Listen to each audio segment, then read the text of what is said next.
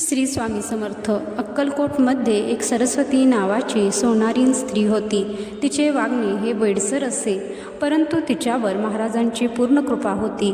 कधीकधी ती जनाबाईचे अभंग म्हणून घळाघळा रडत असे आणि वेड्यासारखी रस्त्यातून फिरत असे. तिच्याजवळ चिंध्यांचे एक गाठोडे असे व एक गाडगे. या सोनारणीचे वैशिष्ट्य असे की तिला स्वामींच्या वाक्यांचा अर्थ कळत असे.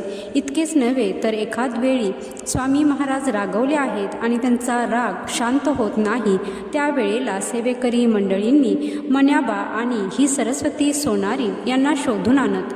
मग पुढे मन्याबा व मागे ही सोनारीन हातात काठ्या घेऊन एकाने ज्ञानोबा तुकाराम आणि दुसऱ्याने बोडकीचे काय काम असे भजन करून नाचू लागत.